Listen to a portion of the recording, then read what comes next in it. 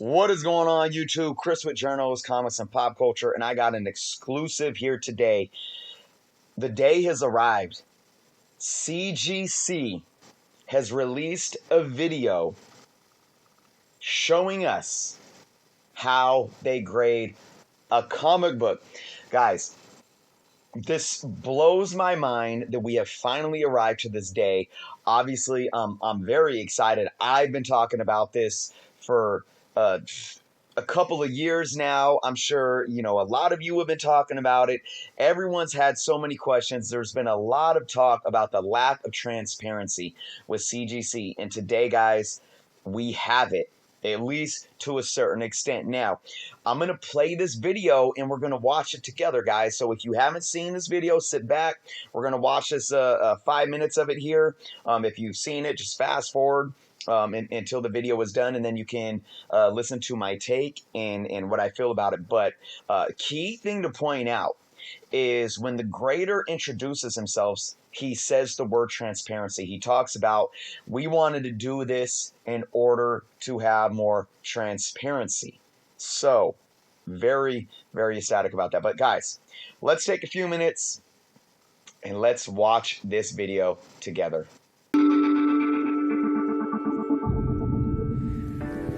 Hi, I'm Matt Nelson, primary grader at CGC.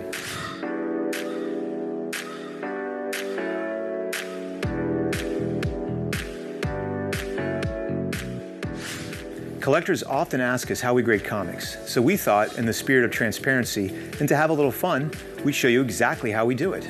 Today, we're going to be grading a copy of Incredible Hulk 181. This is the first appearance of Wolverine, came out in 1974, and this is one of the most popular comic books among collectors.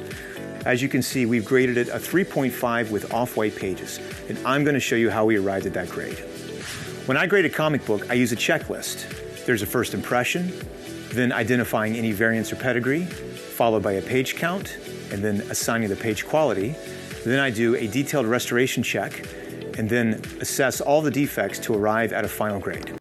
Okay, I just want to point out right here, this grading checklist, although it's very broad and kind of vague, it doesn't give us any kind of details, especially when you look at assess all defects. Okay, well, that's the huge part of grading the comic book. We don't have the details to there, but let me tell you guys, still, I'm impressed that we even have a checklist like this coming from CGC to give us a little more of an inside look on part of the grading process itself. But let's continue. So let's go grade this comic book. To start with, a clean workspace is very important. That involves a flat table that has no clutter, no food or drink. Also equally as important is lighting, and the best kind of lighting is natural lighting, which can be achieved by combining incandescent and fluorescent light. Magnification is also important, and here I have my trusty loupe to examine the comic book, particularly small areas when I'm looking for restoration or small defects. It's also important to point out that CGC graders do not wear gloves when grading because it interferes with touching the book. That tactile aspect is just as important as the visual aspect, especially when checking spines for glue, and also touching the cover for substance or reglossing, or even checking the flexibility of paper. Now, how about those books that come back with fingerprints, right? No, but joking aside, and obviously I'm not joking because that happens, but trying to make some humor of it, I actually agree with this. I agree with the fact that they do not wear gloves. Like he said, touching the book has a lot to do with understanding the proper grade of the book.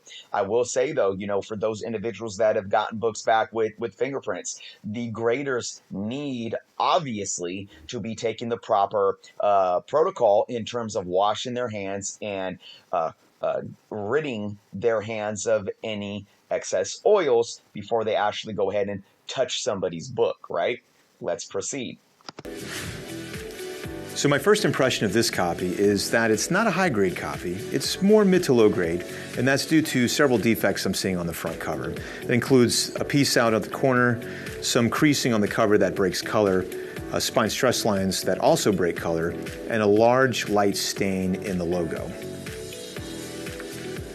On the back cover, I noticed several creases to the bottom corner and also to the top corner, and also some light soiling and staining as well.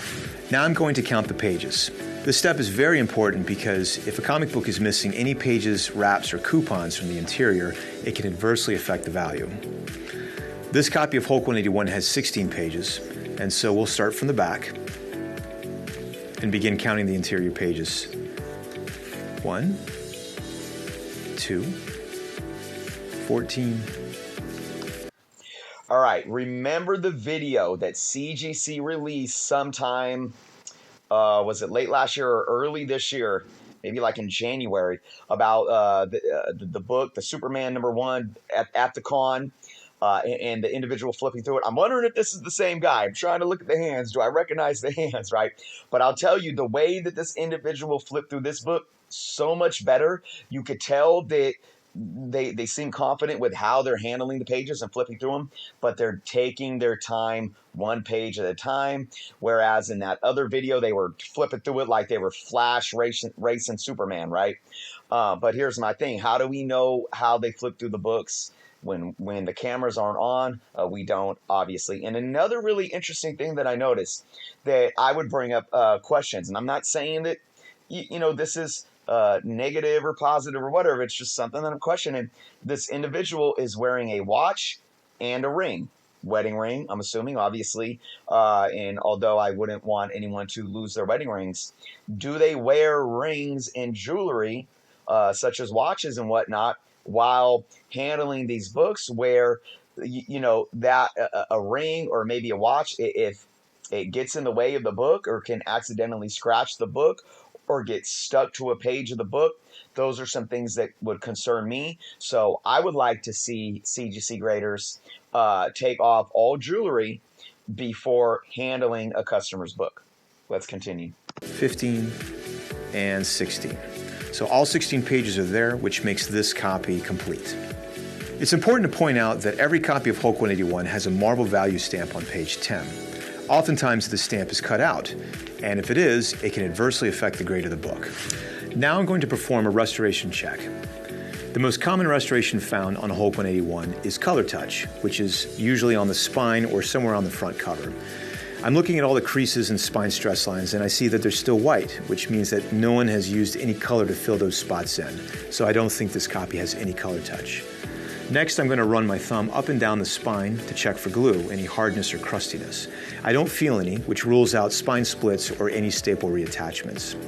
I've also evaluated the edges of the comic book and determined that this comic is not trimmed. I'm now going to check the centerfold, especially the staple area, to see if the staples have been disassembled or taken out. This is very important for Hulk 181 because, as we pointed out, the Marvel value stamp is often missing from page 10. And sometimes people will take the book apart and actually replace the entire wrap. If that's the case, the book will receive a qualified grade, which can adversely affect its value. One common printing defect that's found on many copies of Hulk 181 is an ink smear, often found in the middle part of the spine that can also extend to the bottom part. How this ink smear affects grade depends on the severity of the smear and also the grade of the comic book otherwise. As you can see, this copy does not have the ink smear. I'm now going to assess page quality, one of the things we identify on the CGC label. This particular page appears white in the middle, but it has a bit of a halo around the edge that's dark. And so based on those two factors combined, I'm going to assign a page quality of off-white. Now I'm going to assess all the defects on this comic book to show how we arrived at the grade. Sometimes a comic book will have one or two major defects, and other times it will have an accumulation of smaller defects, like this copy. We'll start with the missing piece off the corner. A piece this size that's missing typically will lower a comic book to around 6.0, but clearly there are other things going on with this book.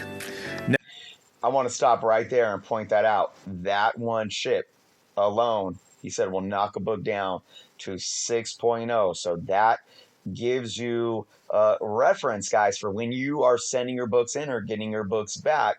Right there. Let's proceed.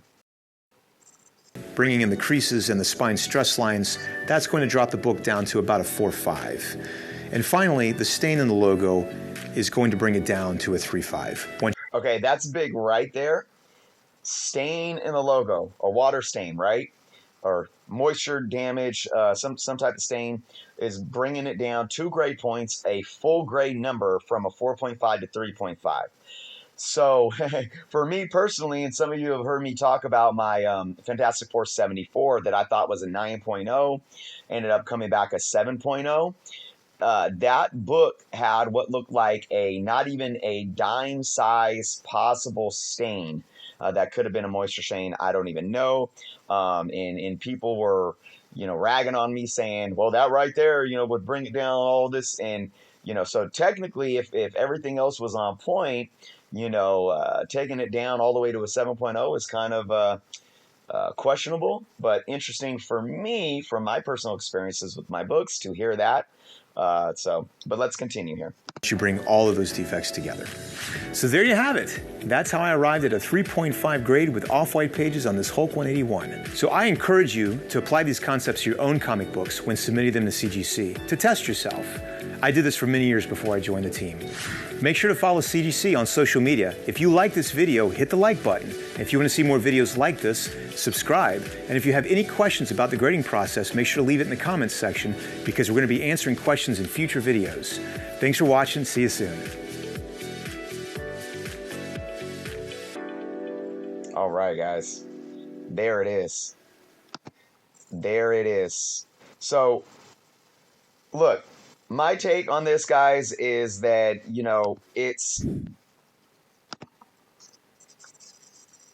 this is something that's, I'm going to say, at least a decade late, right? CGC's been around for 20 years. YouTube has been around for 15 plus years. But, at the height of YouTube, I'm going to say 10 years ago, this is I mean, you don't even need YouTube for this. You could make a video like this and put it on your websites. But I'm going to say this video is at least 10 years late. But I'm glad they did it.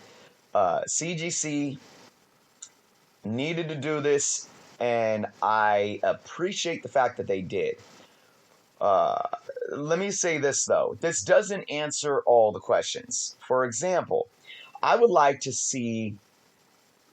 actually see more of a tour of how the books come in, where the books are brought, and where they sit down and do the grading. Now, he did talk about we need a clean workstation, no food or drink and whatnot and all this. But when he was talking and we saw his face, it looked like he was in a back office. I don't think that's where they grade the books. I'm just going to make that assumption. And then when we saw the book at the table, we don't see the room that's in.